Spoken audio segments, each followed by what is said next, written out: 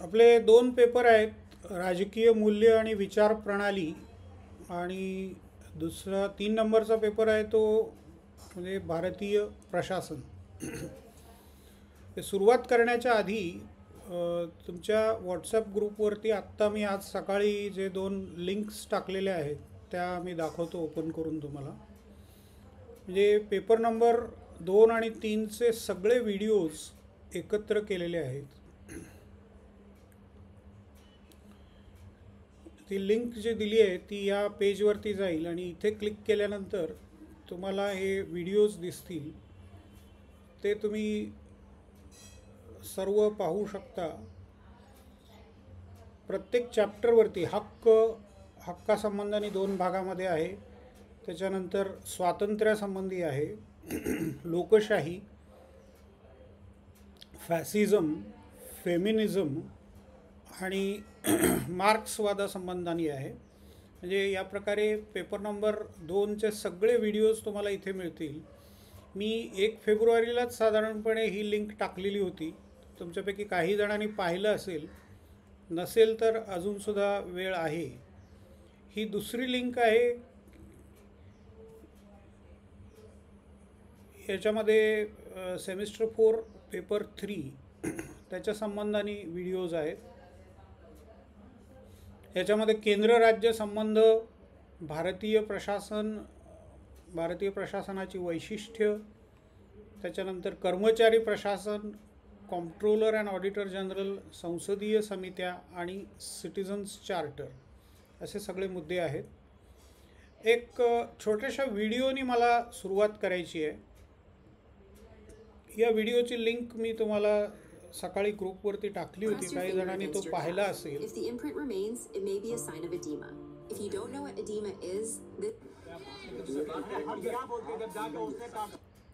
हा व्हिडिओ दिसतोय आता.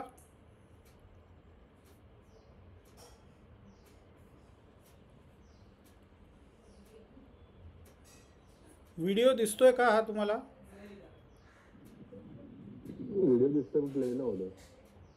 हा व्हिडिओ दिसतोय पण प्ले नाही. हा नाही, प्ले केलेला नाही आहे मी अजून, फक्त दाखवतोय आणि सुरुवात करतोय. मी तुम्हाला याचं उदाहरण सांगितलं होतं. आपल्याला फेमिनिझम संदर्भात म्हणजे फेमिनिझमनी सुरुवात करायची आहे. फेमिनिझम या आयडिओलॉजीनी स्त्रीवाद. मी तुम्हाला प्रश्न विचारला होता की स्त्रीवाद आहे तसं पुरुषवाद का नसतो. तर पुरुष सत्ताक पद्धती आहे, म्हणजे ऑलरेडी पुरुषांची सत्ता आहे. त्याच्यामुळे तिथे वेगळा विचार मांडण्याची गरज नाही, वेगळी चळवळ करण्याची गरज नाही. सत्ता पुरुषांच्याच हातात आहे. तर त्या संदर्भात म्हणजे स्त्रीचा छळ कसा केला जातो. सती प्रथेबद्दल मी एक फिल्मचा उल्लेख केला होता, मंगल पांडे, आणि त्याच्यामधल्या त्या इन्सिडेंटबद्दल सांगितलं होतं. तर तो आता तुम्हाला व्हिडिओवरती मला प्रत्यक्ष दाखवता येईल. तो पहा आणि मग आपण त्याच्यावरती थोडीशी चर्चा करूया. मंगल पांडे ही फिल्म आहे. मंगल पांडे हे 1857चा उठाव त्यांच्या एका गोळीबारामुळे त्यांनी एका इंग्रज अधिकाऱ्यावरती गोळी मारली आणि त्याच्यामुळे ते सुरुवात झाली. तर त्या मंगल पांडेची सगळी हिस्ट्री मांडणारी ही फिल्म आहे. त्याच्यातला हा इन्सिडेंट पहा. हाँ लेकिन कंपनी का शेयर वाला शेयर होता है जो लालच की गोंद. मंगल पांडे त्याच्या इंग्रज अधिकाऱ्याशी बोलतोय. कुछ समझ में आया. आणि आता पहा पुढे.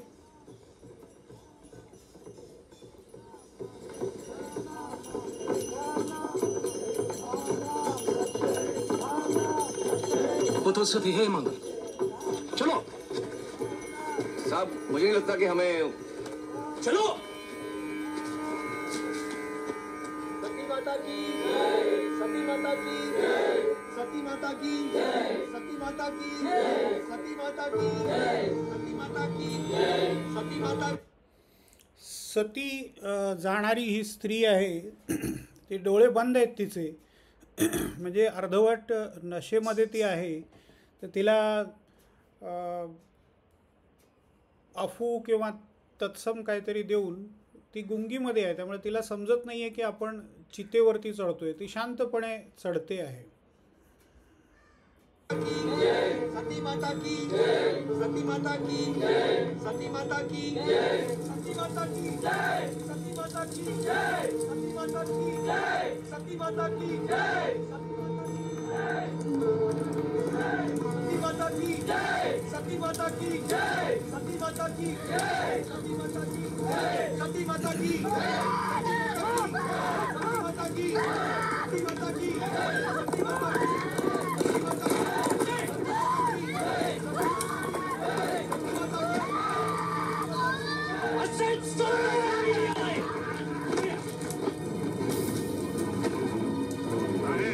आप बीच में मत पड़िए, ये हमारे काम का मामला है. लेकिन सती अब कानून के खिलाफ है. किसी भी खुशी में जलाना जुर्म है. कप्तान साहब आप दखल मत दीजिए, ये हमारी परंपरा है. मेरी भी परंपरा है, किसी का खून होते नहीं देख सकता. इस औरत को वापस कर दीजिए साहब, वरना अच्छा नहीं होगा. मेरे मुंह से मारो, फिर ले जाओ. आओ.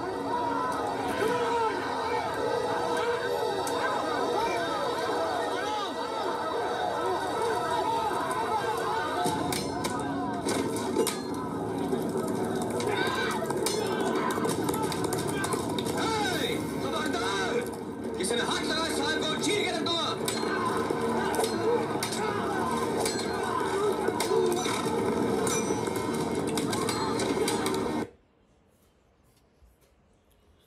तुम्ही पाहिलं असेल या व्हिडिओमध्ये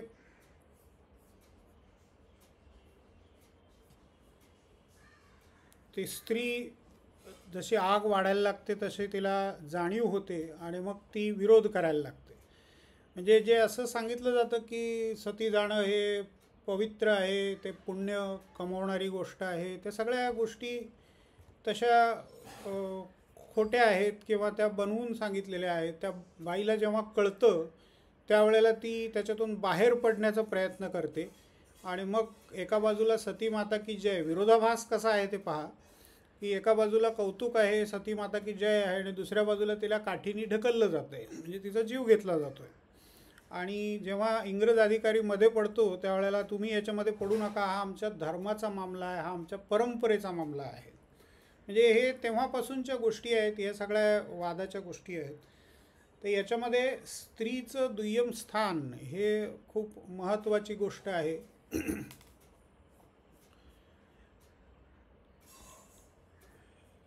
स्त्रीवाद ही विचारप्रणाली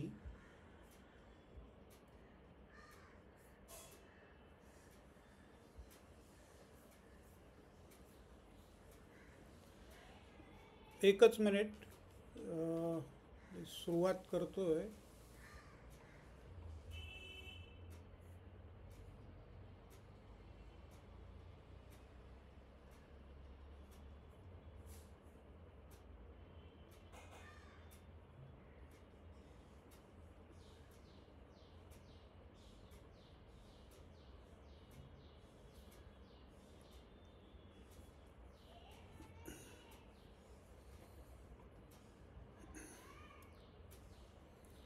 तर स्त्रीवाद ह्याच्या साधारणपणे आत्तापर्यंत 3 लाटा होऊन गेल्या असं मानलं जातं. स्त्रीवादाची सध्या 4थी लाट आहे असं मानलं जातं. एक मिनिट, कोणीतरी जॉईन होत आहे.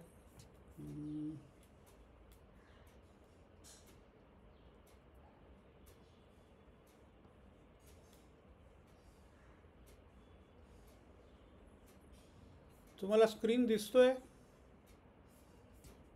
हो सर.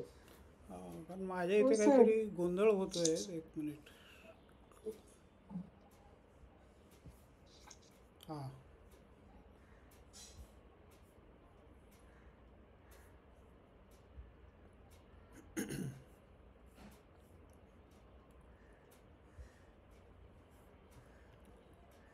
स्त्रीवाद याच्या संबंधाने आपण तो व्हिडिओ पाहिला. तो व्हिडिओ क्लिअर कट दिसला तुम्हाला? हो दिसला. हां हां, ती लिंक पुन्हा तुम्ही स्वतंत्रपणे पाहू शकता, त्याच्यामध्ये तुम्हाला आणखीन व्यवस्थित ते कळेल. तर अमेरिकेमध्ये स्त्रीवादाची सुरुवात झाली साधारणपणे 1848मध्ये सेनेका फॉल्स कन्व्हेन्शन असं त्याला म्हणतात. तर 1848मध्ये सेनेका फॉल्स नावाच्या ठिकाणी अमेरिकेमध्ये एक परिषद भरली होती. ती स्त्रीवादी विचारवंतांची पहिली मोठी परिषद होती आणि त्या परिषदेमध्ये स्त्रियांच्या हक्कांविषयी मागणी केली गेली. स्त्रियांनी निवडणुकीमध्ये भाग घेतला पाहिजे, स्त्रियांनी राजकारणात भाग घेतला पाहिजे, त्यांना शिक्षणाचा हक्क मिळाला पाहिजे, संपत्तीच्या मालकीचा हक्क मिळाला पाहिजे. ह्या सगळ्या मागण्या सुरू झाल्या. त्याला फर्स्ट वेव्ह किंवा पहिली लाट असं म्हणतात. 19व्या शतक आणि 20व्या शतकाच्या अगदी सुरुवातीपर्यंत ही पहिली लाट कार्यरत होती. 1920मध्ये अमेरिकेत 19व्या घटनादुरुस्तीने स्त्रियांना पहिल्यांदा मतदानाचा हक्क मिळाला. भारतामध्ये घटना लागू झाली तशी आपण ॲडल्ट फ्रँचाईज म्हणजे प्रौढ मताधिकार दिलेला आहे आपल्या घटनेने आणि त्याच्यामुळे आपल्याकडे स्त्रियांना वेगळा लढा द्यावा नाही लागला. स्वित्झर्लंडमध्ये हा हक्क मिळवण्यासाठी 1973 साल उजळावं लागलं आणि सौदी अरेबियामध्ये अजूनही पूर्णपणे हक्क मिळालेले नाही आहेत. आत्ता हक्क मिळाले स्त्रियांना काही 1-2 वर्षांपूर्वी ते स्थानिक निवडणुकांमध्ये भाग घेण्याचे हक्क मिळालेले आहेत. बाकीच्या अरब देशांमध्ये अजूनही स्त्रियांचे हक्क मर्यादितच आहेत, राजकीय हक्क. तर युरोपमध्ये, अमेरिकेमध्ये 19व्या शतकात या सगळ्या गोष्टींना सुरुवात झाली. मेरी वोल्स्टनक्राफ्ट हिचं जे पुस्तक आहे a vindication of rights of woman 1792 साली तिने लिहिलेलं पुस्तक आहे. आता याच्या कॉपीज तुम्हाला नेटवरती मिळतील, ते सहज डाउनलोड करून वाचून पहा, निदान चाळून तरी पहा.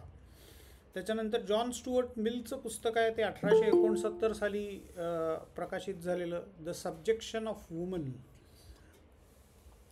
तेही महत्त्वाचं पुस्तक मानलं जातं पहिल्या लाटेमधलं. तर पहिल्या लाटेमध्ये ह्या सगळ्या घडामोडी घडल्या. मुख्यतः राजकीय हक्कांवरती भर दिला गेला आणि त्याच्यात मग थोडीशी फाटाफूट झाली.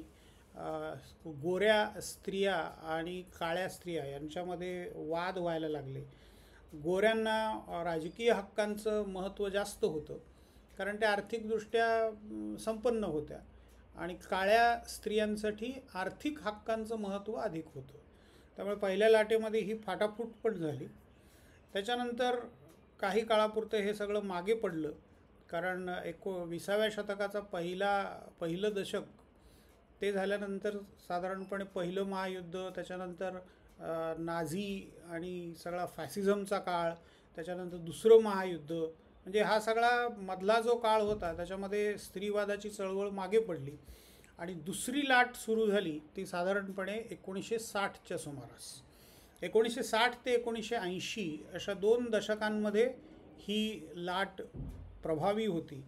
ह्याच्यामध्ये लैंगिक समानता म्हणजे स्त्री पुरुष समानता किंवा जेंडर इक्वॅलिटी ज्याला म्हणतात त्याच्यासाठी मागण्या केल्या गेल्या की स्त्री पुरुष दोन्ही समान आहेत आणि समान वागणूक सगळ्या क्षेत्रांमध्ये त्यांना मिळाली पाहिजे.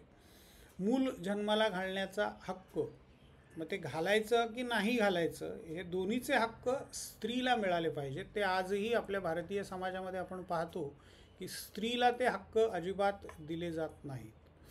तो पुरुषाचा किंवा कुटुंबाचा तो मामला असतो. कुटुंब ते ठरवतं की काय करायचं.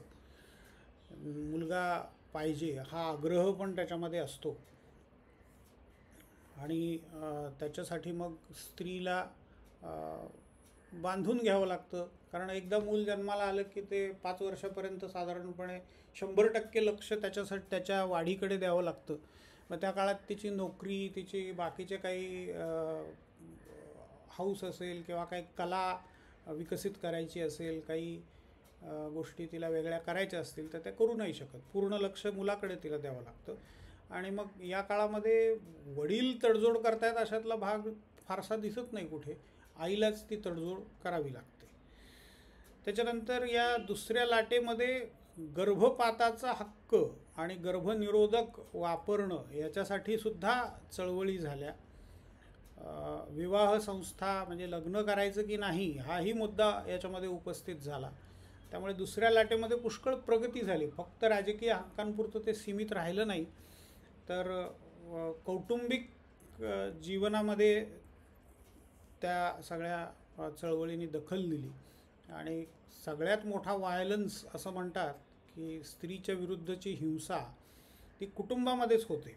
म्हणजे ती समाजामध्ये किंवा एक मोठ्या प्रमाणावर तर ती होत राहतेच, पण सगळ्यात जास्त ती होते कुठे, तर ते कुटुंबामध्ये. कारण ती दडपली पण जाते, ती बाहेर येत नाही. कुटुंबातला हिंसाचार जो आहे की हे घराच्या 4 भिंती आड राहतं आणि ते लोकांपर्यंत पोचत नाही, आणि मग तिथे स्त्रीला सर्वात जास्त सहन करावं लागतं.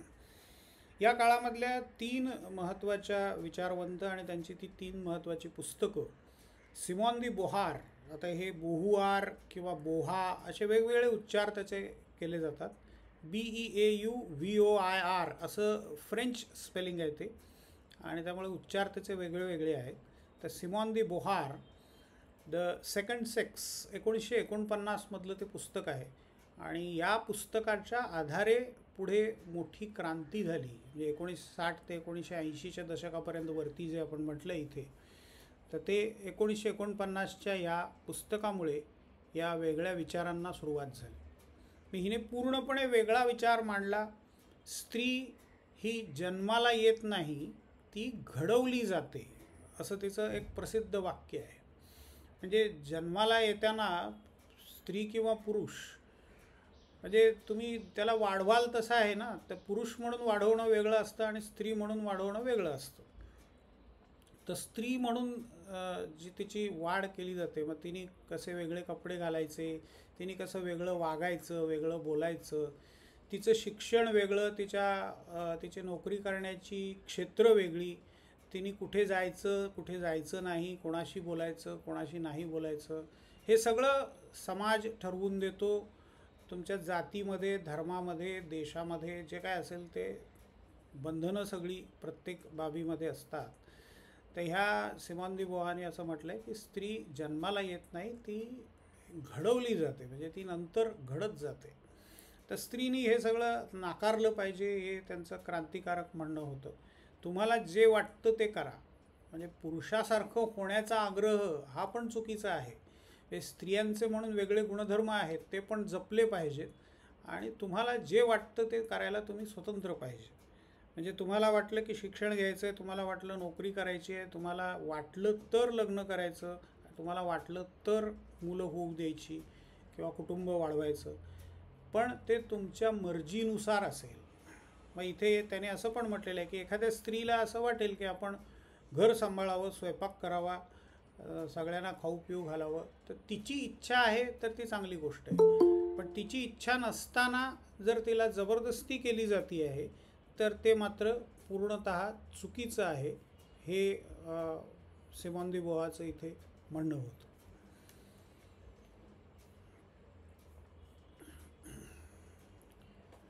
बेटी फ्रीडमन हिचं दुसरं पुस्तक आहे द फेमिनाईन मिस्टिक 1963चं, आणि केट मिलेटचं सेक्शुअल पॉलिटिक्स 1970चं.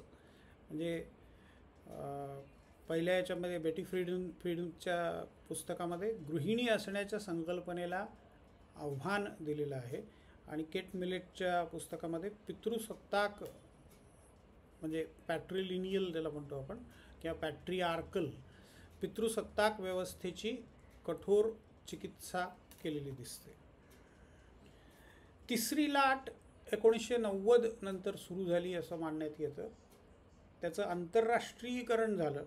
चीनमध्ये एक मोठी परिषद भरली होती, बीजिंग परिषद असं त्याला म्हणतात. 1990मध्ये 1992मध्ये ती भरली. भारतातून सुद्धा स्त्रिया त्याच्यासाठी गेलेल्या होत्या.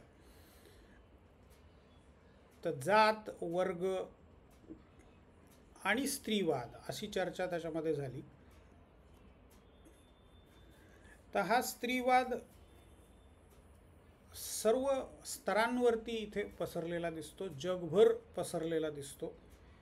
आणि LGBTQ, आता हा शब्द तुम्ही शोधा, LGBTQ म्हणजे लेस्बियन, आता आपण इथे सर्चमध्ये बघूया what is LGBTQ. Lesbian, gay, bisexual, transgender, queer or questioning, intersex, asexual. तुम्ही सर्च द्या, तुम्हाला हा AI ओव्हरव्ह्यू मिळेल आणि बाकीचे आर्टिकल्स आणि व्हिडिओज आणि बऱ्याच गोष्टी बघायला मिळतील. तर हा त्यांचा मॅप आहे LGBTQचा. तुम्ही हे सगळं पाहिलं असेल, हे वाचून पहा, म्हणजे तुम्हाला त्याचा अर्थ कळेल. तर स्त्रीवादानी तिसऱ्या चळवळीमध्ये किंवा तिसऱ्या लाटेमध्ये या सगळ्या लोकांची पण बाजू घ्यायला सुरुवात केली आणि विशेषतः डिजिटल माध्यमातून स्त्रीवादी विचारांचा प्रसार सुरू झाला. बेला हुक्स आणि रॉक्सन गे यांची 2 पुस्तकं 1981 आणि 2014ची, एंट I a woman, bad feminist, हे 2 पुस्तकं. आणि त्याच्यानंतर आता चौथी लाट ज्याला म्हणतो आपण, त्याच्यामध्ये मी टू मूवमेंटचं सुरुवात आहे आणि भारतामध्ये पण मोठ्या प्रमाणावरती स्त्रीवादी चळवळ झाली. मी टूबद्दलही आपण वर्गामध्ये चर्चा केलेली होती. भारतातल्या स्त्रीवादी चळवळी, त्याच्यामध्ये अगदी 19व्या शतकातलं ताराबाई शिंद्यांचं पुस्तक आहे. तिथे ताराबाई शिंद्यांचं महत्त्वाचं पुस्तक स्त्री पुरुष तुलना नावाचं पुस्तक आहे. त्याच्यामध्ये त्या 19व्या शतकामध्ये त्यांनी ते लिहिलेलं पुस्तक आहे. आपण इथे सर्च करून पाहूया, तुम्हाला दिसेल.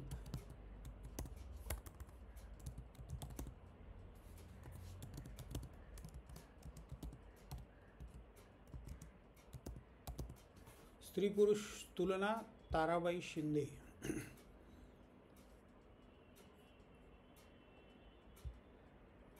विकिपीडियाचं आर्टिकल आहे आणि याच्यामध्ये विकी सोर्समध्ये कदाचित त्यांच्या त्या पुस्तकाचा मुख्य पुस्तक तुम्हाला वाचायला मिळेल. इथे दिसत नाही आहे.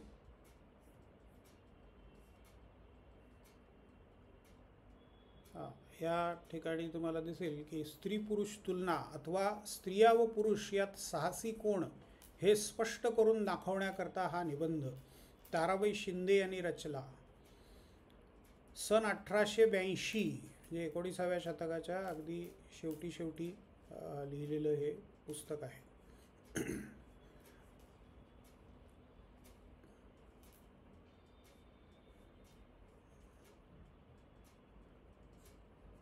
ती भाषा बघा तुम्ही. ज्या परमेश्वराने ही आश्चर्यकारक सृष्टी उत्पन्न केली त्यानेच स्त्री पुरुष निर्माण केले, तरी सर्व प्रकारचे साहस दुर्गुण स्त्रियांचेच अंगी असतात किंवा जे अवगुण स्त्रियांचे अंगी आहेत तेच पुरुषात आहेत किंवा नाहीत हे अगदी स्पष्ट करून दाखवावे, याच हेतूने हा लहानसा निबंध मी माझ्या सर्व देशभगिनींचा अभिमान धरून रचिला आहे. छोटंसं पुस्तक आहे, 43 पानांचं पुस्तक आहे. त्याच्यामध्ये तुम्ही पहा, पुनर्विवाह आहे. पतीने लाथ मारली तर हसून म्हणावे की नका पतिराया मारू हो, तुमचे पाय दुखतील. तिरकस भाषा कशी आहे ते बघा. मारू नका, तुमचे पाय दुखतील असे म्हणून महाराजांचे पाय लागलीच रगडत बसावे. हाताने बुक्क्या काठ्या मारल्या तरी रडू नये, हसावेच. ती लागलेच. ताजे लोणी घरी नसले तर शेजारणीचे घरून, नाहीतर बाजारातून विकत आणून स्वामींचे तळहात मारणाऱ्या तळहावले असतील म्हणून चोळावे. आता असे कोणी चोळीते? तळहात चोळण्याऐवजी याचे हात चुलीत जावोत अशी बरीक म्हणते. म्हणजे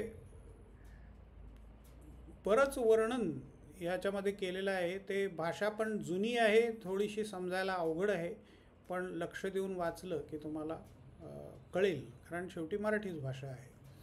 तर हे पुस्तक जरूर पहा, स्त्री पुरुष तुलना. म्हणजे तेव्हापासून भारतामध्ये तुम्हाला दिसेल स्त्रीवादी चळवळीची सुरुवात झालेली दिसते.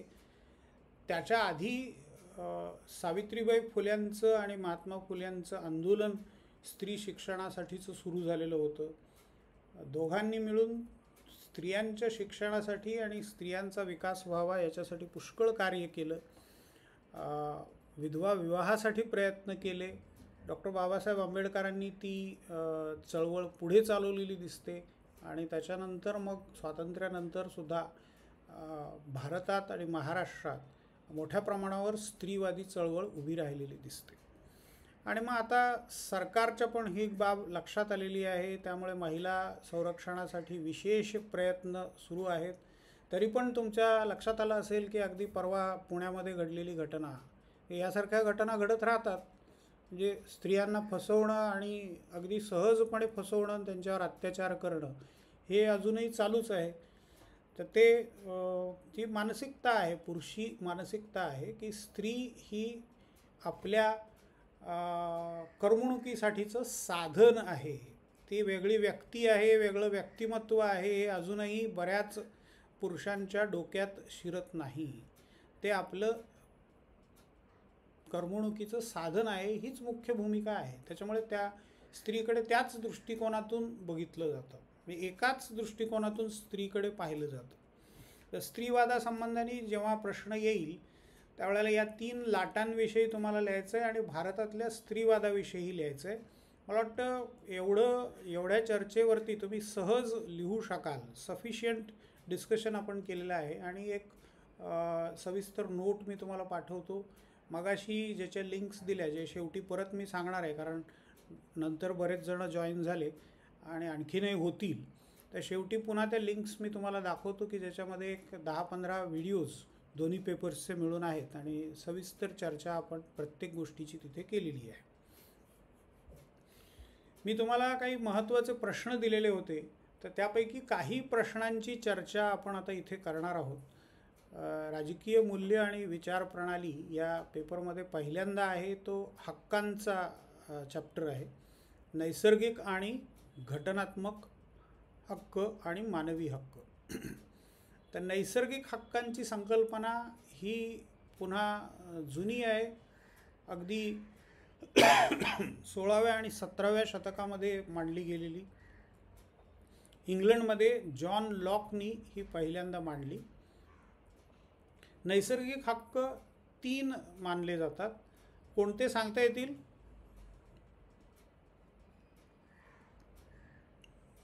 माणसाला माणूस म्हणून जन्माला आला म्हणून निसर्गतः 3 हक्क मिळतात. तर ते कोणते हक्क आहेत?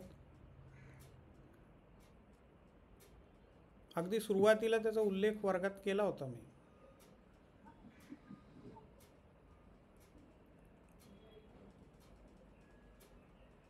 हां, तुमचं माईक ओपन करून तुम्ही बोलू शकता. तेवढ्यापुरतं तो ओपन करा आणि पुन्हा मग तो बंद करा.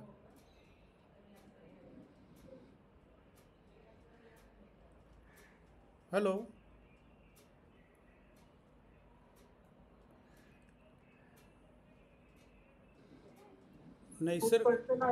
हां, हॅलो,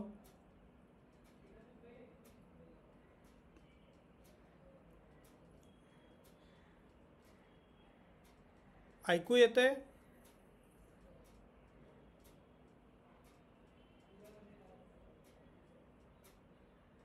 हॅलो, हां. तर नैसर्गिक हक्कांमध्ये कोणत्या 3 हक्कांचा समावेश होतो?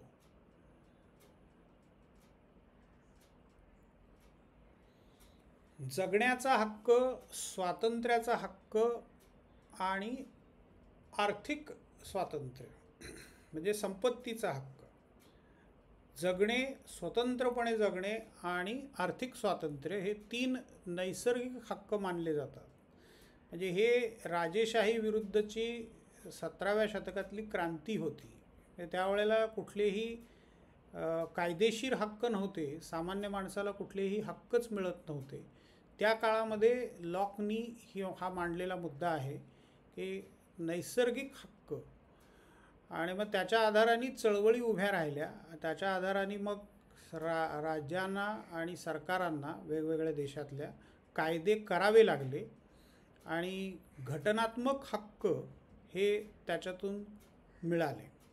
मग भारतीय घटनेमध्ये ते दिलेले आहेत, पहिल्यांदा अमेरिकन घटनेने ते दिले, ब्रिटिश घटनेमध्ये त्याचा समावेश आहे, फ्रेंच घटनेत त्याचा समावेश आहे आणि जगातल्या सगळ्या लोकशाही घटनांमध्ये त्याच्यानंतर मूलभूत किंवा सर्वसाधारण हक्क हे दिले गेले. तर ते घटनात्मक हक्क आहेत. भारतातल्या मूलभूत हक्कांविषयी आपण मागच्या वर्षी वेगळा चॅप्टर होता आपल्याला आणि 6 मूलभूत हक्क आपण पाहिलेले होते की ज्याच्यामध्ये समानतेचा हक्क आहे, स्वातंत्र्याचा हक्क आहे, शोषणाविरुद्धचा हक्क आहे, त्याच्यानंतर धर्मस्वातंत्र्याचा हक्क, सांस्कृतिक आणि शैक्षणिक हक्क आणि घटनात्मक संरक्षणाचा 6वा हक्क, असे 6 मूलभूत हक्क भारतीय राज्यघटनेने दिलेले आहेत. तेही आपण पाहिलं. आणि अलीकडच्या काळामध्ये मानवी हक्क नावाची नवीन संकल्पना पुढे राहिलेली आहे. मानवी हक्क हे अगदी म्हणजे युनायटेड नेशन्सचा जो जाहीरनामा आहे त्याच्यापासून याची सुरुवात झाली असं म्हणता येईल मोठ्या प्रमाणावर. मानवी हक्क ही संकल्पना ही जुनी आहे, पण पुन्हा तो चर्चेत आला ते साधारणपणे संयुक्त राष्ट्राच्या स्थापनेनंतर आणि त्यांनी जो मानवी हक्कांचा जाहीरनामा प्रसिद्ध केला त्याच्यानंतर या सगळ्या गोष्टींची किंवा मानवी हक्कांची चर्चा सुरू झाली. मग मानवी हक्क तुम्ही कुठल्याही पातळीवरती आणि कुठेही त्याच्याबद्दल चर्चा करू शकता. म्हणजे अगदी कॉलेजमध्ये वर्गामध्ये बसण्याला जागा योग्य नाही किंवा लाईटिंग योग्य नाही, पिण्याचं पाणी नाही, स्वच्छता नाही, इथपासून सुद्धा आणि हे आमचे मानवी हक्क आहेत अशी मागणी तुम्ही करू शकता.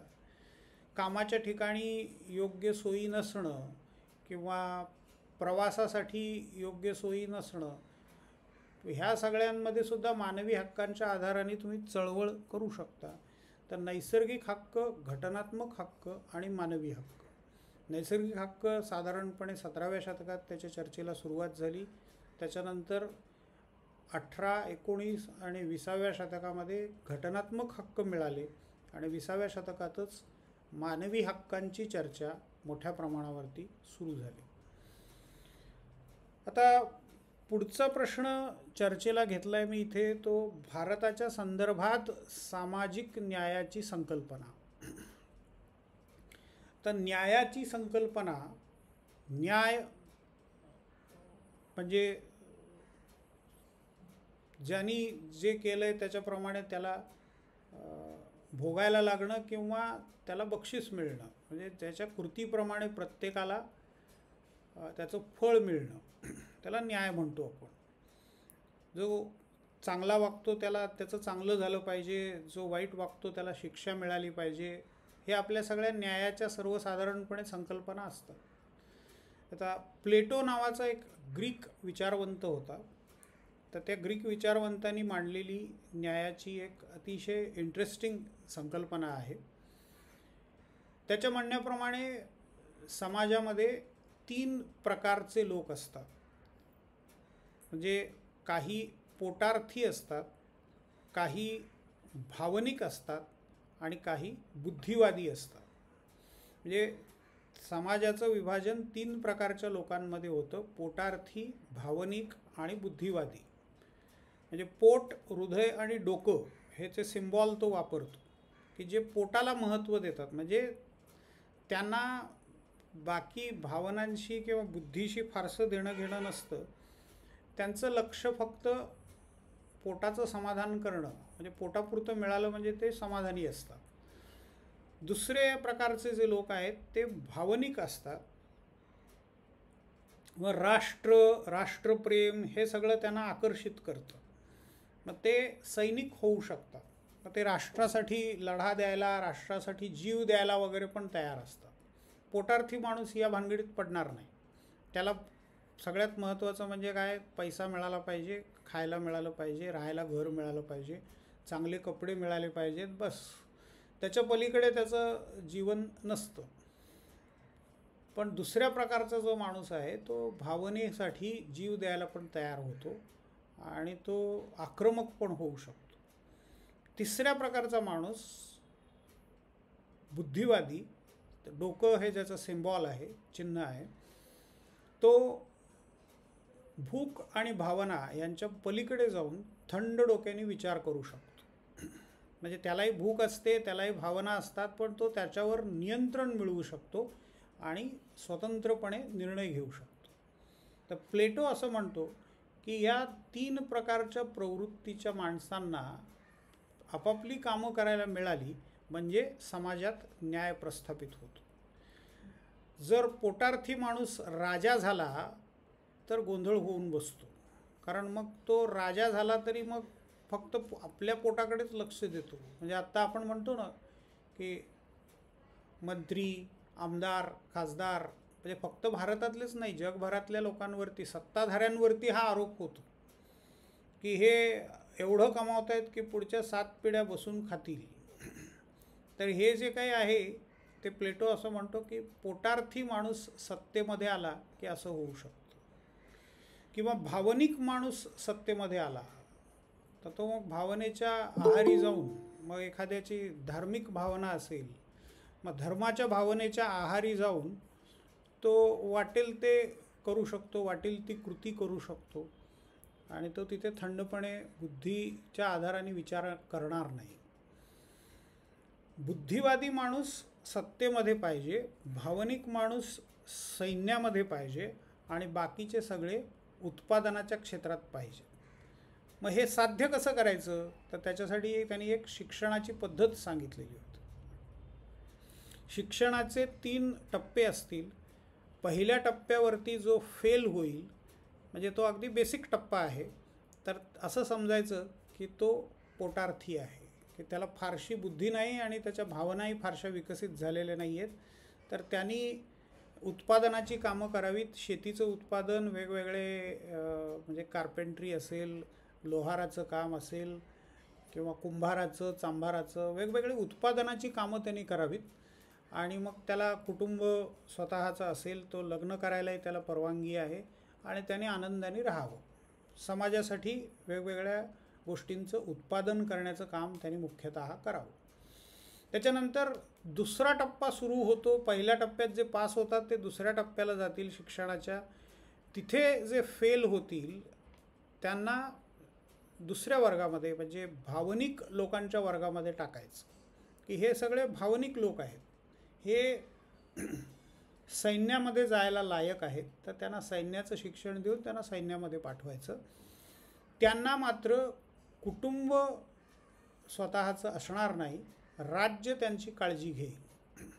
आता त्या दुसऱ्या परीक्षेमध्ये पण जे पास होतील ते बुद्धिवादी असं मानलं जातील. मग त्यांना राज्य कसं चालवायचं याचं प्रशिक्षण दिलं जाईल आणि साधारणपणे वयाच्या 35व्या वर्षापर्यंत त्यांचं शिक्षणच चालू राहील. 35व्या वर्षी त्यांचं शिक्षण पूर्ण होईल आणि मग तिथून मात्र पुढे ते शिक्षण झाल्यानंतर राजा म्हणून काम करायला लायक असतील. मग ते हळूहळू वेगवेगळ्या पदांवर काम करत करत वयाच्या 50शीपर्यंत कदाचित राजा होऊ शकतील. म्हणजे ज्यांनी हे सगळं खडतर शिक्षणाची सगळ्या पायऱ्या पार केलेल्या आहेत त्यांनीच राजा बनायचं, उगीच कोणीही राजा बनायचं नाही. शिक्षणाच्या आधारे समाजाचं वर्गीकरण करून ज्याची जी लायकी आहे, ज्याची जी गुणवत्ता आहे त्याच्याप्रमाणे त्याला ते काम दिलं म्हणजे समाजात न्याय आपोआप प्रस्थापित होईल, हे प्लेटोचं म्हणणं होतं. राजा आणि सैनिक म्हणजे बुद्धिवादी आणि भावनिक माणसं यांना कुटुंब असणार नाही, राज्य त्यांची काळजी घेईल, त्यांना मुलं पण होतील, पण त्यांची मुलं पुन्हा राज्यच वाढवेल, म्हणजे त्या कुठल्या तरी संस्थेमध्ये त्यांची वाढ केली जाईल.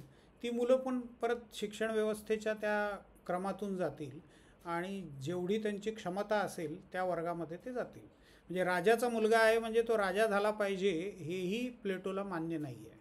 वंशपरंपरेचं तत्त्व तो नाकारतो. प्रत्येक वेळेला गुणवत्तेच्या आधारे वर्गीकरण करायचं. तर गुणवत्तेला प्लेटोनी खूप महत्त्व दिलेलं आहे. गुणवत्तेच्या आधारावर वर्गीकरण करून जर समाज निर्माण झाला तर समाजात न्याय प्रस्थापित होईल, ही प्लेटोची संकल्पना होती. म्हणजे प्रश्न असा येऊ शकतो की प्लेटोची न्यायाची संकल्पना स्पष्ट करा. तर ही सगळी आत्ता मी सांगितली ती न्यायाची संकल्पना स्पष्ट करायची आहे. आता हे मी सगळं रेकॉर्ड पण करतो आहे, तर ते तुम्हाला नंतर पण पुन्हा ऐकता येईल. आता भारताच्या संदर्भात सामाजिक न्यायाची संकल्पना हा मुख्य प्रश्न. आपण सुरुवातीला न्याय म्हणजे काय हे पाहिलं. सध्या जे काही त्याचा अर्थ घेतला जातो तो आहे कायद्याच्या आधारावर दिला जाणारा न्याय. भारतातले कायदे ते अर्थातच भारतीय घटनेवर संविधानावर अवलंबून असतात. तर भारतातला न्याय म्हणजे संविधानाच्या चौकटीत दिला जाणारा न्याय. आणि अख्खी न्यायव्यवस्था ती संविधान सांभाळण्यासाठी आणि कायद्यांचं संरक्षण करण्यासाठी उभी करण्यात आली आहे. ते त्याचा अर्थ लावतात आणि न्याय देतात. म्हणजे आत्ता आपल्याकडे जो न्यायाची संकल्पना आहे ती कायद्यावर आधारित न्यायाची संकल्पना आहे. आता सामाजिक न्याय म्हणजे काय, तर आपल्या समाजामध्ये कित्येक वर्षांपासून कित्येक पिढ्यांपासून एक पद्धती होती, आजही आहे, त्याला जातीव्यवस्था असं म्हणतो आपण. तर ही जातीव्यवस्था समाजामध्ये त्यांनी भेद निर्माण केले, लोकांमध्ये भेद निर्माण केले आणि ते अनैसर्गिक होते की त्याच्यामध्ये त्यांच्या गुणवत्तेला वाव नव्हता. जात जन्माने मिळते आणि एकदा का तुम्ही विशिष्ट जातीमध्ये जन्माला आलात तर जातीशी व्यवसाय जोडलेले आहे, जातीशी कामं जोडलेली आहेत. म्हणजे न्हावी म्हणजे त्याने न्हाव्याचंच काम करायचं, कुंभारांनी मडकी बनवण्याचंच काम करायचं, चांभारांनी चामड्याच्या वस्तू बनवण्याचंच काम करायचं, सुतार, लोहार, सोनार प्रत्येकाची कामं ठरलेली आहेत. ब्राह्मणांनी काय करायचं, क्षत्रियांनी काय करायचं, वैश्यांनी काय करायचं आणि शूद्रांनी काय करायचं, अतिशूद्रांनी काय करायचं, व्यवस्थेबाहेरच्या लोकांनी काय करायचं, सगळं जाती व्यवस्थेने ठरवून दिलेलं आहे आणि ते फिक्स केलेलं आहे, ते बदलता येत नाही. म्हणजे कित्येक लोकांना त्यांची बुद्धिमत्ता असूनसुद्धा त्यांना नको ते काम करत बसावं लागलं. तुम्ही तेली जातीमध्ये जन्माला आला, दुसरं काहीच करता येणार नाही, फक्त तेल्याचं काम करत राहावं लागेल. तेल काढायचं आणि तेल विकत राहायचं, हेच आयुष्यभर करत राहावं लागेल. तर ही व्यवस्था आपल्याकडे असल्यामुळे खूप मोठ्या प्रमाणावरती अन्याय झालेला दिसतो. तर त्यामुळे सामाजिक न्यायाची संकल्पना भारतीय घटनेमधून राबवली गेली. आता इथे आरक्षणाचा मुद्दा पण येतो. आरक्षणाच्या सोयी तरतूद केलेली आहे. राजकीय आरक्षण, नोकऱ्यांमधलं आरक्षण, स्त्रियांच्या संबंधाने आरक्षण, म्हणजे जे जे दुर्बल घटक आहेत, जे जे मागासलेले आहेत त्यांच्यासाठी आरक्षणाची सोय, आरक्षणाची तरतूद मोठ्या प्रमाणावर केलेली दिसते. शेड्यूल कास्ट आणि शेड्यूल ट्राईब्स, OBC, NT हे सगळे वेगवेगळ्या कॅटेगरीज तयार केलेल्या आहेत आणि त्या सगळ्या घटकांना विशेष सवलती देण्यात आलेल्या आहेत. अनेक महामंडळं स्थापन केली आहेत, त्यांच्यासाठी वेगळी गुंतवणूक केली जाते, त्यांनी उद्योग उभे करावेत, नोकऱ्या त्यांना चांगल्या मिळाव्यात याच्यासाठी प्रयत्न केले जातात. तर ही सामाजिक न्यायाची संकल्पना आहे. प्रत्यक्ष, अप्रत्यक्ष, संसदीय आणि अध्यक्षीय लोकशाही हे सगळे मुद्दे आपण वर्गामध्ये व्यवस्थित त्याची चर्चा केलेली होती. त्याच्याशिवाय स्वप्नाळू, शास्त्रीय आणि फेबियन समाजवाद या मुद्द्यांची पण सविस्तर चर्चा आपण केली. स्त्रीवादाची चर्चा आपण अगदी सुरुवातीलाच आत्ता केली. त्यामुळे पेपर नंबर 2 हा बऱ्यापैकी आपण कव्हर केलेला दिसतो. मूलभूत हक्क, मी 6 मूलभूत हक्कांची यादी तुम्हाला सांगितली. मागच्या वर्षी आपण सविस्तर चर्चा त्याची केली आहे. फॅसिझम हा मुद्दा, तोही वर्गामध्ये आपण सविस्तर चर्चा त्याची केली आहे. मुसोलिनी, हिटलर आणि त्यांचा राष्ट्रवाद, हिंसेवरचा विश्वास, लोकशाहीचा विरोध आणि कामगारांचा विरोध हे सगळे फॅसिझमचे वैशिष्ट्य आहेत. गोबेल्सचा उल्लेख मी केलेला होता. एक खोटी गोष्ट 100 वेळेला सांगितली की ती खरी वाटायला लागते किंवा ती खरी होते, हे त्याचं तत्त्व होतं. तर फॅसिझम हा सगळा असा इमेज बिल्डिंगवरती चालणारा विचार आहे. त्याच्याविषयी पण आपण वर्गात सविस्तर चर्चा केलेली आहे. सकारात्मक हक्क आणि नकारात्मक हक्क असं जर शॉर्ट नोट आली तर त्याच्याबद्दल काय लिहाल? आता सकारात्मक म्हणजे जे हक्क दिल्यानंतर सरकारला काही पैशांची गुंतवणूक करायला लागते. म्हणजे आता राईट टू वर्क हा सकारात्मक हक्क आहे, पॉझिटिव्ह राईट आहे. म्हणजे तो हक्क दिला याचा अर्थ दिला म्हणजे जबाबदारी संपत नाही, जबाबदारी वाढते. मग तुम्हाला नोकऱ्या निर्माण कराव्या लागतील, लोकांना नोकऱ्या द्याव्या लागतील आणि त्यांना पगार द्यावे लागतील, त्यांना व्यवसाय सुरू करून द्यायला लागतील. म्हणजे पैशाची गुंतवणूक मोठ्या प्रमाणावरती तिथे करावी लागेल. याच्या उलट स्वातंत्र्याचा हक्क, धर्मस्वातंत्र्याचा हक्क किंवा तुमचं मत व्यक्त करण्याचा म्हणजे अभिव्यक्ती स्वातंत्र्य ज्याला म्हणतो आपण, तर हे हक्क नकारात्मक आहेत. म्हणजे इथे सरकारला वेगळं काही करायचं नाही आहे की तो हक्क तुम्हाला दिला म्हणजे तुमची बंधनं काढून टाकली. हे तुम्हाला वेगळं काही खर्च करून द्यायचं नाही आहे. भारतभर कुठेही फिरण्याचा हक्क, फिरण्याचा खर्च तुमचा तुम्ही करायचा आहे, पण तुम्हाला बंधन कोणतंही नाही आहे. तो नकारात्मक हक्क त्याला म्हणतात, निगेटिव्ह राईट्स. निगेटिव्ह राईट्स म्हणजे बंधनं काढून टाकणं. पॉझिटिव्ह राईट्स म्हणजे काहीतरी जाणीवपूर्वक तरतूद करणं. म्हणजे रोजगाराचा, कामाचा हक्क हा पॉझिटिव्ह राईट्समध्ये येतो. म्हणजे तुम्हाला इकॉनॉमिक राईट्स जर दिले तर ते पॉझिटिव्ह राईट्स आहे.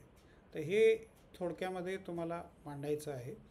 तर इथे पेपर 2ची साधारणपणे चर्चा आपली पूर्ण होते.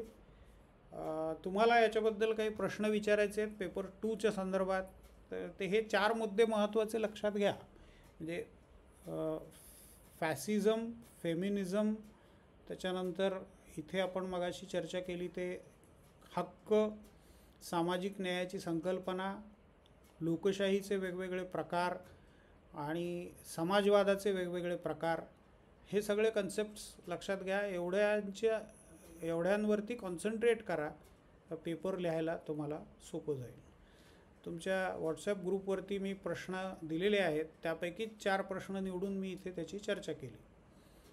तर तुमचे काही याच्याविषयी प्रश्न नसतील तर आपण पुढच्या पेपरकडे जाऊ. भारतीय प्रशासन, पेपर नंबर 3. तर भारतीय प्रशासनाची वैशिष्ट्य हा त्याच्यातला पहिला महत्त्वाचा प्रश्न आहे. दुसरा आहे भारतीय प्रशासकीय सेवेचा अधिकारी होण्यासाठीची प्रक्रिया, म्हणजे IAS, इंडियन ॲडमिनिस्ट्रेटिव्ह सर्व्हिस त्याला म्हणतो आपण. तर IAS होण्यासाठीची काय प्रक्रिया असते ती समजावून सांगायची, त्याचा विस्तारपूर्वक उल्लेख करायचा. त्याच्यानंतर भारताचा अर्थसंकल्प, हे आपण मुख्यतः सगळं वर्गात पाहिलेलं आहे. भारताचा अर्थसंकल्प कसा तयार केला जातो आणि भ्रष्टाचार हा एकूण भारतीय प्रशासकीय व्यवस्थेला लागलेली कीड असं म्हणतात त्याला, किंवा त्या व्यवस्थेतला महत्त्वाचा प्रश्न. तर त्याच्या संबंधाने पण एखादा प्रश्न येऊ शकतो. तर हे 4 प्रश्न इथे तुम्ही तयार केलेत तर तुमचा हा अभ्याससुद्धा पूर्ण होईल. भारतीय प्रशासनाची वैशिष्ट्य, त्याच्यामध्ये पहिला मुद्दा असा मांडता येईल की ब्रिटिश वारसा आहे. प्रशासन भारतामध्ये आणलं ते ब्रिटिशांनी आणलं, ब्रिटिशांची सगळी परंपरा आहे आणि तीच आपण आजपर्यंत मोठ्या प्रमाणावरती चालू ठेवलेली आहे. केंद्र, राज्य आणि स्थानिक अशा 3 पातळ्यांवरती प्रशासकीय व्यवस्था आहे. केंद्रीय पातळीवरती केंद्रीय आणि अखिल भारतीय सेवा आहेत.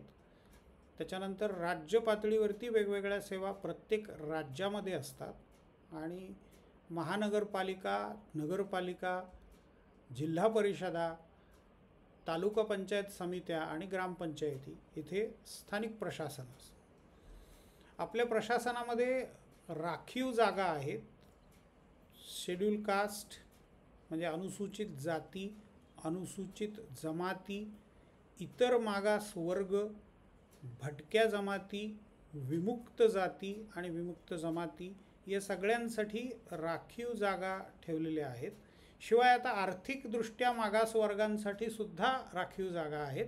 याच्यामध्ये हे सगळे मगाचे उल्लेख केलेले वर्ग सोडून जे वर्ग आहेत त्यांचा अर्थात समावेश होतो.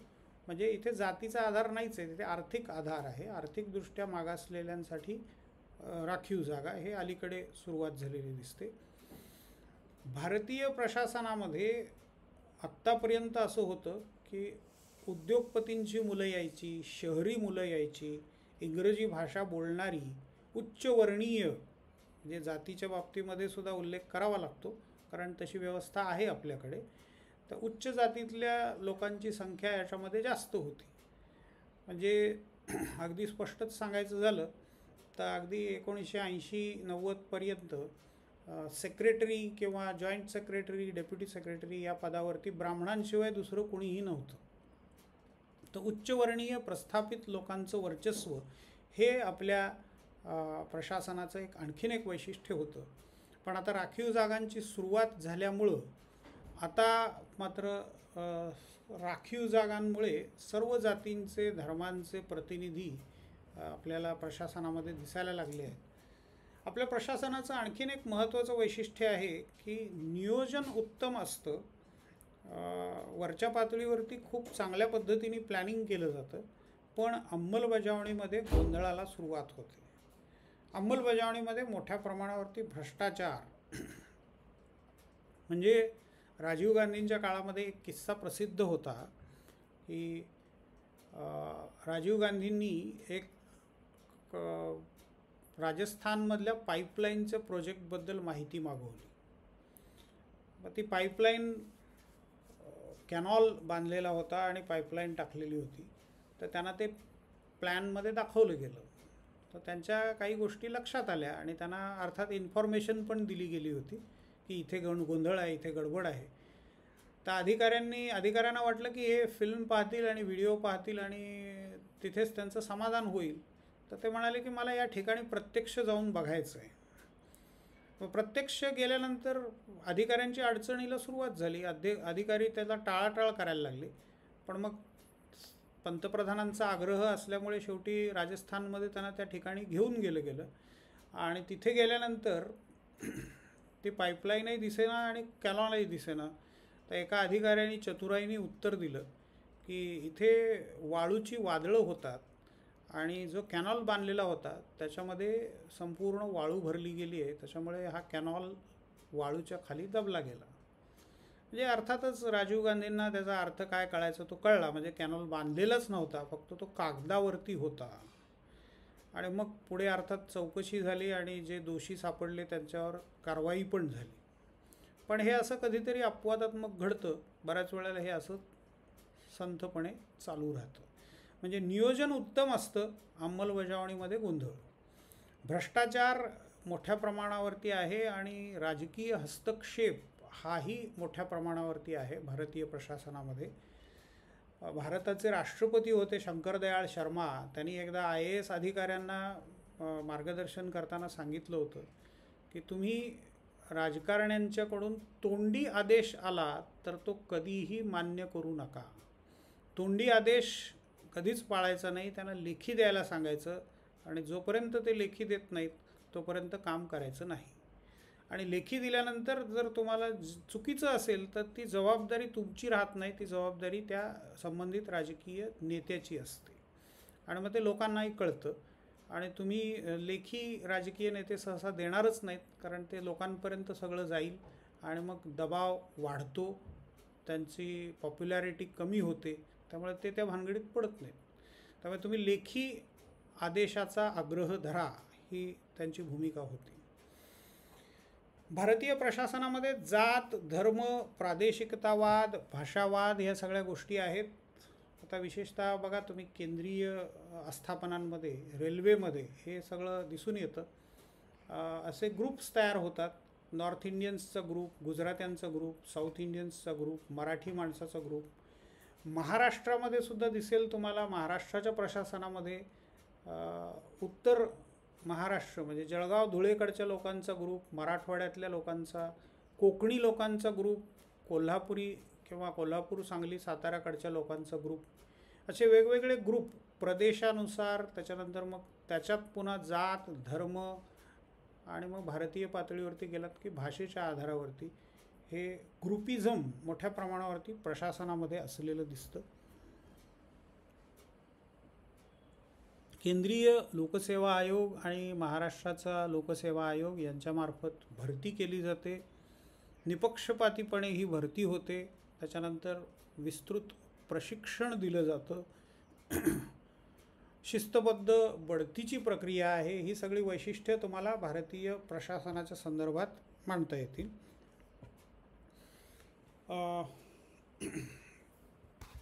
साधारणपणे 1 तास होऊन गेलेला आहे. कदाचित हे कट होईल, आत्तापर्यंत तरी झालेलं नाही आहे, त्यामुळे होणार नाही असं गृहीत धरू.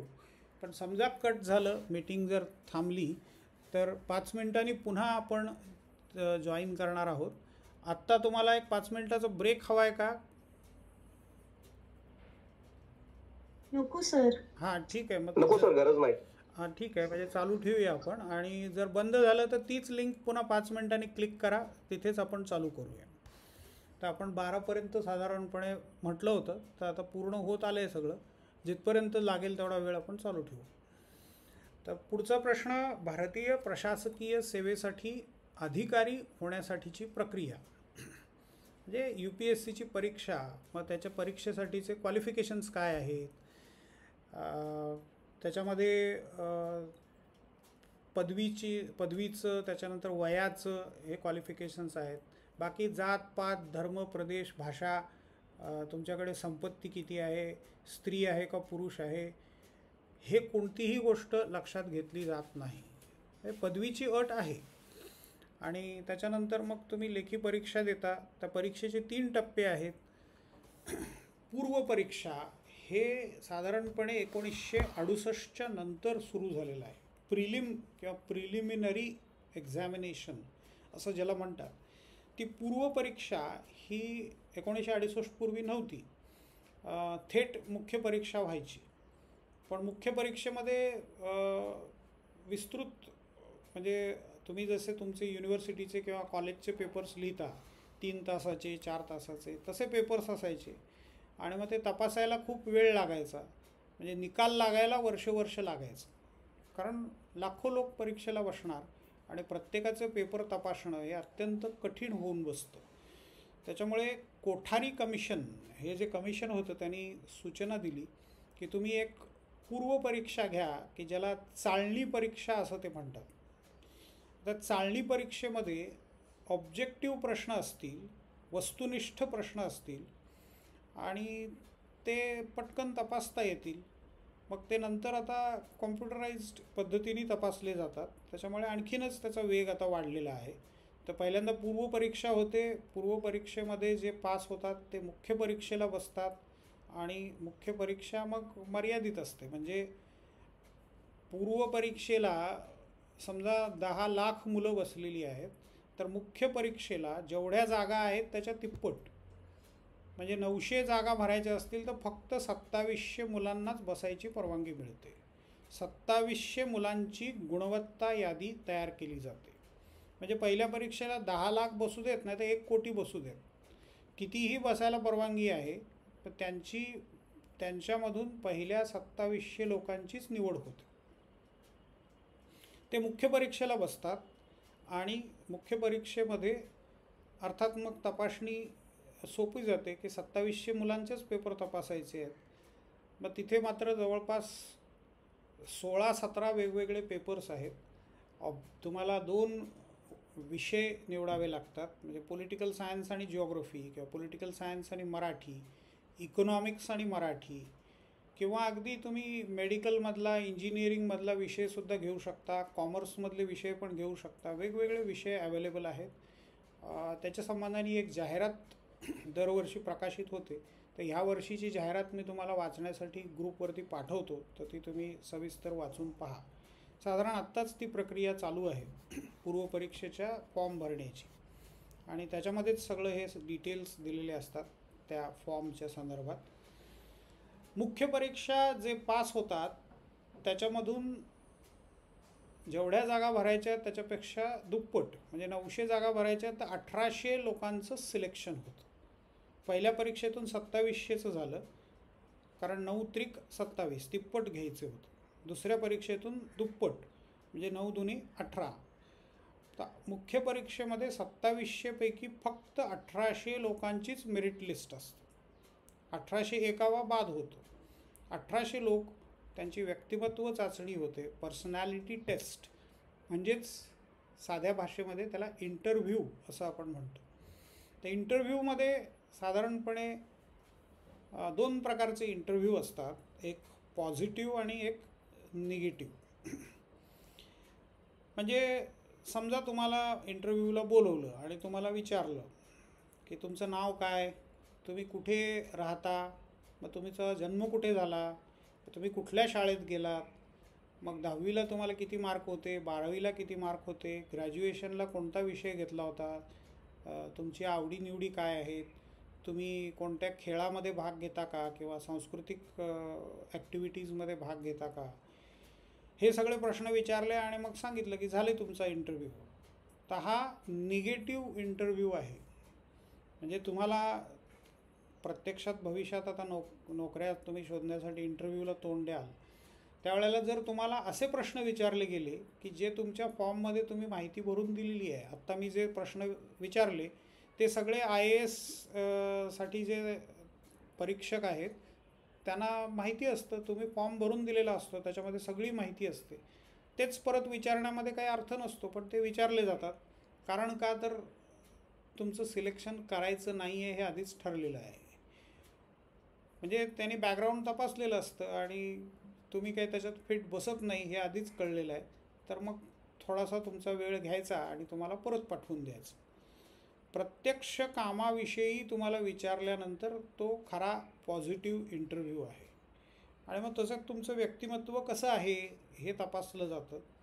कारण याची पण चर्चा थोडी वर्गात आपण केली होती की एका इंटरव्ह्यूमध्ये, आता हे एक गाजलेलं उदाहरण आहे, बऱ्याच वेळेला तुम्हाला म्हणजे ऐकायला मिळालं असेल कुठे, की IAS होणाऱ्या अधिकाऱ्याला असं विचारलं जातं की अरे जरा पाणी हवं होतं मला, पाणी कुठे मिळेल. मग तो समोर पाणी कुठेतरी दिसत असतं, तर त्याने इकडे तिकडे बघितलं आणि स्वतः उठून जर पाणी आणलं तर तो फेल झाला.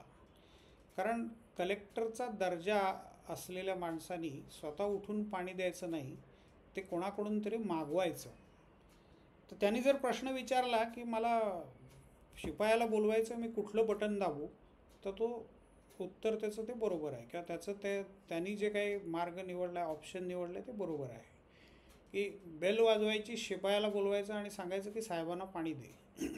तर हे तिथे अपेक्षित आहे. म्हणजे तुमचं व्यक्तिमत्व कसं आहे हे तिथे तपासलं जातं. म्हणजे तुम्हाला सैन्यात जायची इच्छा आहे आणि तुमच्या अंगावरती झुरळ पडल्यानंतर तुम्ही घाबरून ओरडायला लागणार, तर तुम्ही सैन्यात जाण्याचं तुमचं त्याच्यासाठी फिट असं व्यक्तिमत्व नाही हे त्याच्यातून स्पष्ट होतं. तर इथे ते तपासलं जातं. म्हणजे तुमचं ज्ञान वगैरे आधीच्या परीक्षांमध्ये तपासलेलं आहेच, तुमच्या डिग्रीज माहिती आहेतच, तुमचं व्यक्तिमत्व योग्य आहे की नाही हे इथे तपासलं जातं. त्या परीक्षेनंतर म्हणजे तिथे जर तुम्ही पास झालात तर मसुरीला लाल बहादूर शास्त्री अकॅडमीमध्ये 1 वर्षाचं प्रशिक्षण दिलं जातं आणि हे औपचारिक प्रशिक्षण आहे. औपचारिक फॉर्मल एज्युकेशन ज्याला म्हणतो आपण, की जिथे सिलेबस ठरलेला आहे, जिथे टेक्स्टबुक्स ठरलेली आहेत, तासांचं वेळापत्रक आहे, कधी काय शिकवलं जाणार, कोण शिकवणार हे ठरलेलं आहे आणि वर्षाच्या शेवटी एक पुन्हा परीक्षा आहे. ते फॉर्मल झालं. त्याच्यानंतर 1 वर्षासाठी प्रशिक्षणार्थी म्हणजे ऑन प्रोबेशन त्याला म्हणतो आपण, प्रोबेशनरी ऑफिसर म्हणून नियुक्ती केली जाते आणि त्याला म्हणतात अनौपचारिक प्रशिक्षण. म्हणजे जिल्हाधिकाऱ्याच्या हाताखाली उपजिल्हाधिकारी म्हणून तुमची नेमणूक होते आणि मग तिथे तुम्ही प्रत्यक्ष कामाचा अनुभव घेता. हे अनौपचारिक प्रशिक्षण झालं. मग इथे जिल्हाधिकारी तुम्हाला सांगणार नाही की हे शिकलं पाहिजे, हे पाहिलं पाहिजे, तुम्ही उठून जाऊन भाग घेतला पाहिजे त्याच्यामध्ये आणि काम केलं पाहिजे. तुम्ही जितका रस घ्याल तितकं तुम्हाला शिकायला मिळेल. तर हे अनौपचारिक शिक्षण 1 वर्षासाठी चालतं आणि त्याच्यानंतर तुमची कलेक्टर म्हणून अंतिम नियुक्ती होते. तर हा सगळा प्रवास तुम्हाला लिहायचा आहे या प्रश्नामध्ये, म्हणजे भारतीय प्रशासकीय सेवेचा अधिकारी होण्यासाठीची प्रक्रिया, ह्याच्यामध्ये ते सगळं लिहायचं आहे. भारताचा अर्थसंकल्प ह्याची पण आपण सविस्तर चर्चा वर्गात केली. आत्ता ती प्रक्रिया चालू आहे. अर्थसंकल्प हा एका आर्थिक वर्षासाठीचा असतो. तर आर्थिक वर्ष कधी सुरू होतं आणि कधी संपतं?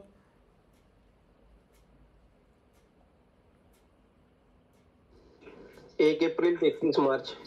1 एप्रिल ते 31 मार्च हे आर्थिक वर्ष आहे. त्याच्यासाठीचा तो अर्थसंकल्प आहे. त्यालाच आय व्यय पत्रक असं म्हटलं जातं, त्यालाच अंदाजपत्रक असं म्हटलं जातं. आणि भारतीय घटनेच्या 112व्या कलमामध्ये त्याची तरतूद आहे की दरवर्षी अर्थसंकल्प मांडला जावा. अर्थसंकल्प 2000 सालापर्यंत साधारणपणे 1998 सालापर्यंत संध्याकाळी 5 वाजता मांडला जायचा. कारण का तर त्यावेळेला ब्रिटिशांची टाईम आहे ते सकाळचे 11 वाजलेले असतात साधारणपणे. तर त्यांना सोयीचं जावं म्हणून तो अर्थसंकल्प 5 वाजता मांडला जायचा. तो तिकडे लंडनमध्ये मग ते डिटेल्स त्याचे पाठवले जायचे. मग त्यावेळेला तिथल्या संसदेमध्ये त्याची चर्चा व्हायची. त्यांना सोयीचं जावं म्हणून आपण 5 वाजता मांडायचं. तर ते 1999च्या बजेटमध्ये ती प्रथा मोडली गेली. यशवंत सिन्हानी पहिल्यांदा सकाळी 11 वाजता बजेट मांडलं की आपल्याला काही ते आता ब्रिटनला पाठवायचं नाही आहे, तर आपण सकाळची सुरुवातीच्या सेशनमध्येच आणि सकाळीच तर मांडला पाहिजे. म्हणजे प्रशासन बदलतं कसं संथपणे, त्याचं ते उत्तम उदाहरण आहे. अर्थमंत्रालयाची ती जबाबदारी आहे. त्याच्यातला अर्थसंकल्प विभाग हा हे काम मुख्यतः करतो. 1 फेब्रुवारीला हल्ली अर्थसंकल्प मांडला जातो. त्याच्या आधी 7-8 महिने म्हणजे जून जुलैमध्ये अर्थसंकल्प तयार करण्याची प्रक्रिया सुरू होते. सर्व खात्यांच्याकडून माहिती मागवली जाते. त्याच्यानंतर त्याची प्रशासकीय तपासणी होते. अर्थात ही माहिती आता कॉम्प्युटराईज पद्धतीने मागवली जाते. कागदपत्रांची देवाणघेवाण अजिबात होत नाही. प्रत्येक स्थानिक अधिकारी कॉम्प्युटरवर आपली मागणी नोंदवतो. दिल्लीमध्ये त्याचं सगळ्याचं एकत्रीकरण केलं जातं. त्या मागण्यांमध्ये प्रशासकीयदृष्ट्या काही चुका आहेत का ते पाहिलं जातं. आणि मग कामगार संघटना, व्यापारी संघटना, उद्योगपती मोठे मोठे या सगळ्यांच्या बरोबर चर्चा होतात. तुमच्या मागण्या काय आहेत? शेअर मार्केटमधल्या मोठ्या मोठ्या संस्था आहेत, दलाल आहेत, त्यांच्याबरोबर पण चर्चा होते. म्हणजे आर्थिकदृष्ट्या जे महत्त्वाच्या व्यक्ती आणि संस्था आहेत त्या सगळ्यांशी चर्चा होते. त्यांच्या मागण्या लक्षात घेतल्या जातात. त्याच्यानंतर आर्थिकदृष्ट्या अर्थसंकल्पाची तपासणी होते आणि मग अंतिम मांडणी करून तो तयार केला जातो. तो संसदेमध्ये अर्थातच लोकसभेत पहिल्यांदा मांडतात अर्थ विधेयक असल्यामुळे. त्याच्यानंतर राज्यसभेत तो मांडला जातो. राष्ट्रपतींची सही होते आणि मग त्याची अंमलबजावणी होते. शेवटचा मुद्दा आहे तो भारतीय व्यवस्थेमधला भ्रष्टाचार. आता हा निबंध लेखनासारखा प्रकार आहे. याच्याबद्दल तुम्हाला स्वतःला अनुभव पण असतील, तुम्हाला स्वतःला वैयक्तिकरित्या माहिती पण बरीच असेल.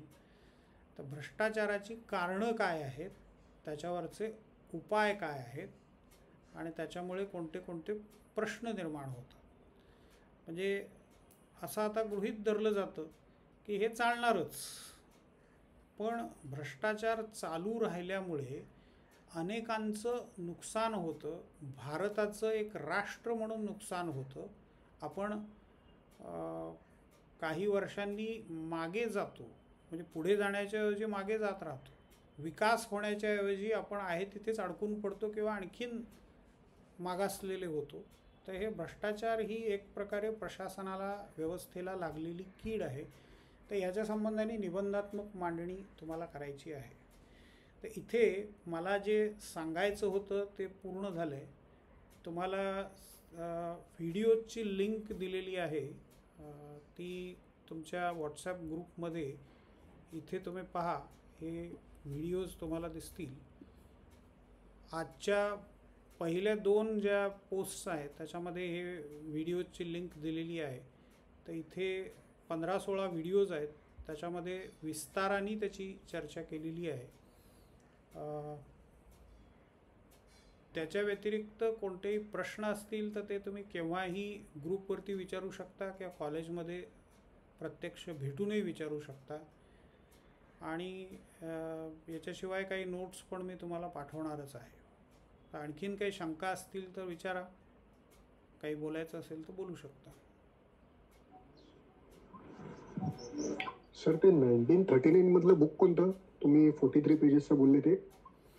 हां, ते 1949 मधलं नाही आहे, ते 1882 सालातलं आहे. ओके. ताराबाई शिंदे, स्त्री पुरुष तुलना, स्त्रिया व पुरुष यात मराठी? साहसी कोण. हां, मराठी पुस्तक आहे ते. बुलढाण्यामध्ये ओके. त्यांनी ते प्रसिद्ध केलं, म्हणजे पुण्यातल्या छापखान्यामध्ये छापलं आहे 1882. याची लिंक तुम्हाला पाठवतो ग्रुपमध्ये, तर तुम्ही वाचू शकाल. चालेल चालेल.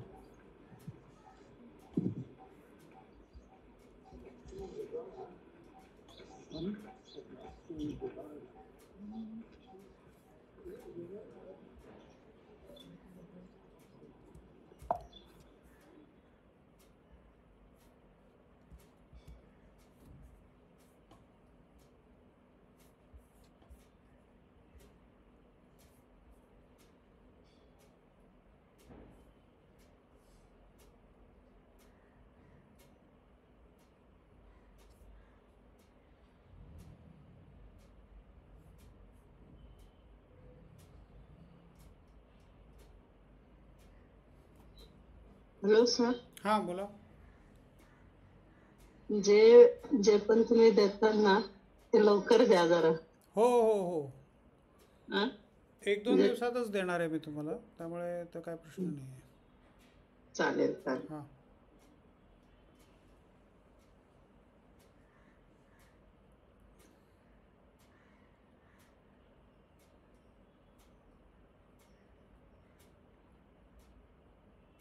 तर आणखीन कोणाचे काही प्रश्न नसतील तर आपण थांबूया आणि पुन्हा आपण कॉलेजमध्ये भेटूच. चालेल सर. हां.